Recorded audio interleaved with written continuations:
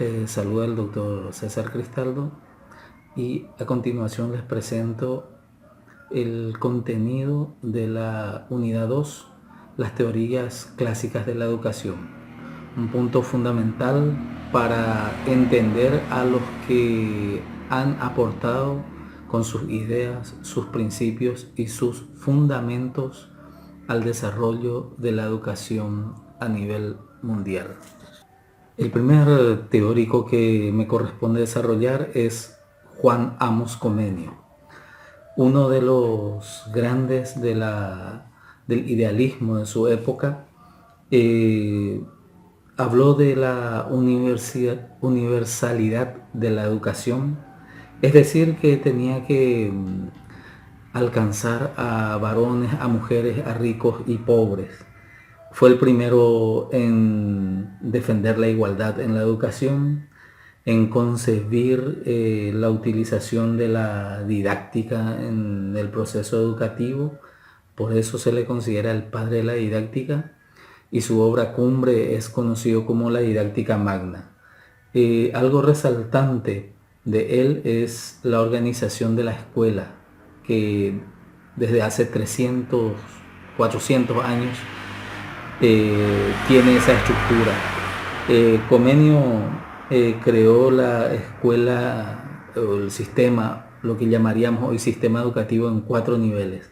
Primero, la escuela maternal, que llega hasta los 6 años, lo que sería hoy el nivel inicial. Segundo, la escuela elemental hasta los 12 años, lo que sería lo que habrá sido la educación primaria, o lo que hoy día es el primer y segundo ciclo de la escolar básica. El tercero, la escuela latina o gimnasio, de los 12 a los 18, lo que alguna vez fue la secundaria, hoy día el tercer ciclo y la educación media. Y por último, la academia, de los 18 a los 25 años, lo que hoy es considerado como la universidad. El segundo teórico es Wolfgang Ratke, un pedagogo alemán que pasó la historia por ser uno de los primeros en pensar de que se debe enseñar de acuerdo al curso a la naturaleza, ir de lo fácil a lo difícil, aprender una cosa a la vez, por sobre todas las cosas aprender en la lengua materna. Y acá es fundamentalmente Ratke con nuestro sistema, porque nosotros tenemos una ley, la ley número 28/1993, que establece que el proceso de enseñanza-aprendizaje debe darse en lengua materna. Si la escuela es un lugar donde los niños son guaraní hablantes, las clases tienen que ser en guaraní. Si es en Asunción y es castellano hablante, en castellano. Eso hace 400 años Wolfgang Ratke ya se había adelantado a esa situación. El aprendizaje debe transcurrir sin violencia, el maestro debe limitarse a enseñar, la disciplina queda a cargo de otras personas, lo que sería jefe de estudio, y debe haber uniformidad y armonía en el proceso de enseñanza en la escuela. Solo las ideas bien comprendidas por la inteligencia pueden ser retenidas por la memoria. Wolfgang Ratke, un pedagogo de suma importancia para entender la enseñanza bilingüe en nuestro país.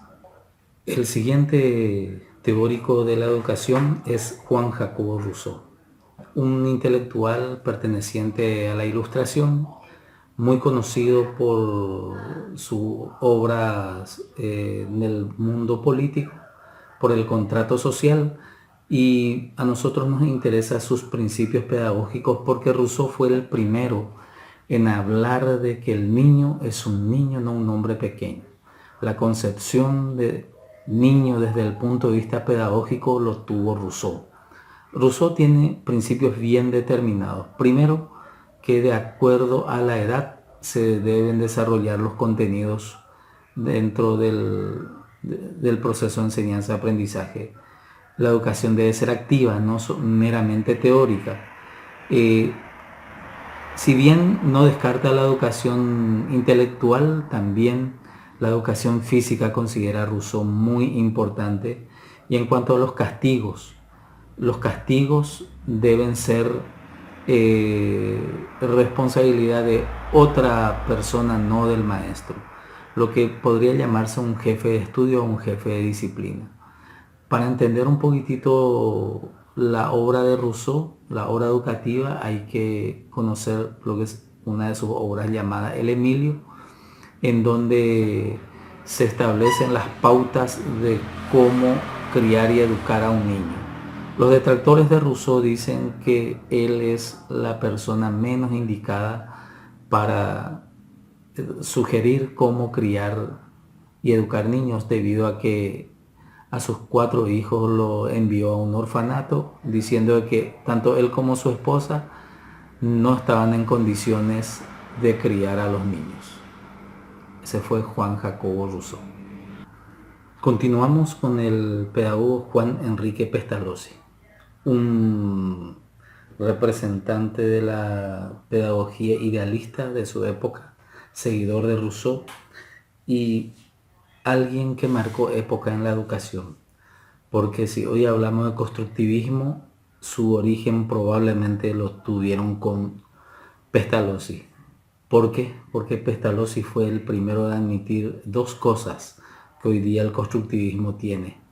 Uno, la libertad que deben tener los alumnos en el aprendizaje, la creatividad, y otra cosa, lo que llamaríamos hoy día el emprendedurismo. Los principios pestalozzianos fundamentales son partir de los aspectos concretos para ir a lo abstracto, partir de lo simple a lo complicado, proceder gradualmente en el proceso de enseñanza-aprendizaje. Apostaba a la educación de las niñas y de los varones, la coeducación. En cuanto a la religión, Pestalozzi hablaba de que esto debía iniciarse en la casa, y por sobre todas las cosas también el trabajo.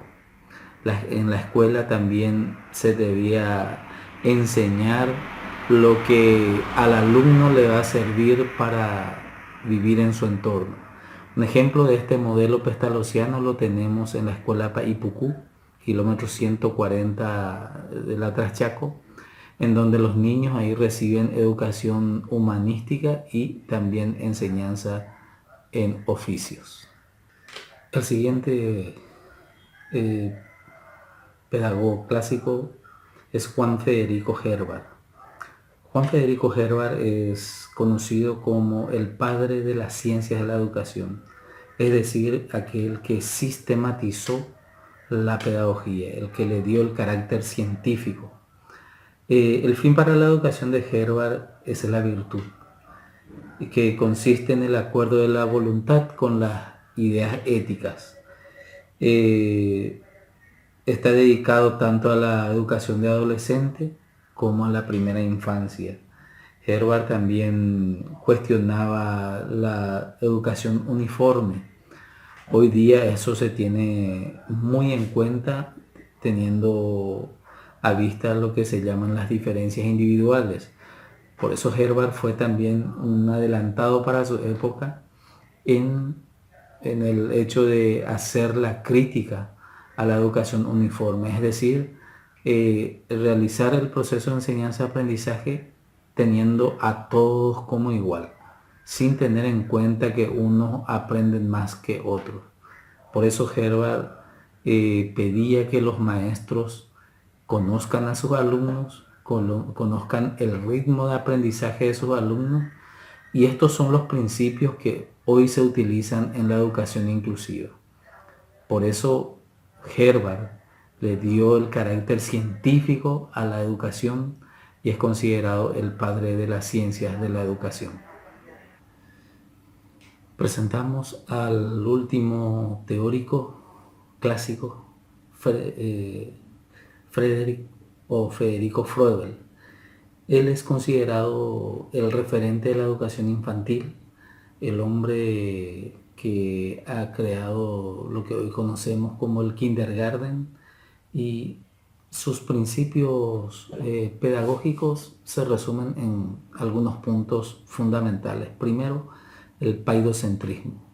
El alumno es el centro del proceso educativo, proceso de enseñanza-aprendizaje. Segundo, el desarrollo de la creatividad en libertad. Tercero, el método de aprendizaje fundamental se da a través del juego. Cuarto, es importante el juego para el desarrollo de los valores. Y por último, el activismo. El alumno debe aprender a través de la actividad, aprender haciendo. Básicamente estos principios de Froebel hasta hoy día maneja la educación a nivel mundial. Forma parte importante de lo que se llama constructivismo. Por eso es importante conocer los principios de Froebel, que repito, se interesó en la educación infantil, lo que hoy llamaríamos nivel inicial, y es el padre del kindergarten. El presente contenido ya se refiere a la unidad 3, que es el conductismo, una teoría pedagógica muy consustanciada con el sistema educativo paraguayo, en donde casi todos los paraguayos hemos rozado con esta teoría. Y lo más interesante del conductismo es que hasta hoy no ha desaparecido de las aulas paraguayas. Muchos maestros lo siguen aplicando en todos los niveles del sistema educativo paraguayo. El conductismo básicamente se resume en algunos puntos especiales. Primero, el maestro es el centro del proceso de enseñanza-aprendizaje. Se le da mucha importancia a la memoria, funciona con estímulos y respuesta. Continuando con el conductismo, podemos decir de que sus principios básicos, el maestro es el que maneja todo, es el centro del proceso de enseñanza-aprendizaje y el alumno ocupa un rol pasivo. Todo parte del maestro. El alumno depende exclusivamente de lo que el maestro disponga. Todo está condicionado. Premio, castigo, estímulo, respuesta y, por ejemplo, la motivación es fundamental. Si muchas veces los puntajes que se asignan a alguna tarea tiene que ver con el estímulo. Por ejemplo, la participación de los alumnos en un evento artístico. Se le asigna X punto a cambio de que los alumnos participen en ese evento. Eso es básicamente práctica conductista, en donde todo está condicionado. Una muestra es el sonido del timbre y de la campana. A las 7 es entrada, 9:15, 9:30 es receso, las 11 es la salida en la escuela. Todo se maneja, nadie está gritando entrada, receso, salida, sino suena el timbre y los alumnos ya actúan automáticamente. Les presento al primero de los referentes del conductismo, Burrhus Skinner, conocido en el mundo de la psicología y de la educación por su aporte de la teoría del condicionamiento operante, que funciona a través de la aplicación de los estímulos y respuesta, la estrategia del premio-castigo, en donde se premia lo que el profesor considera adecuado para el logro del proceso de aprendizaje y se castiga aquellas conductas nocivas. Una de las herramientas es el refuerzo, o sea, cada tanto se aplica ya sea el premio o el castigo para que esa conducta se quede en los alumnos. Por ejemplo, el sonido del timbre cada día a las 7 de la mañana significa entrada. A las 9:15 cada día suena, significa receso. A las 11 significa salida. Y eso se hace día a día a día, y eso es lo que se llama reforzamiento, y con eso los alumnos ya saben qué es, qué significa el timbre de la entrada, del receso, de la entrada del receso y de la salida. Les presento al segundo referente del conductismo, Albert Bandura, conocido por la creación de la teoría del aprendizaje social. Albert Bandura fue un estudioso del aspecto conductual de los niños y consideró en su teoría el aprendizaje vicario, que era el aprendizaje a través de la observación. Cuando los niños aprenden de su entorno, aprenden observando, viendo, escuchando.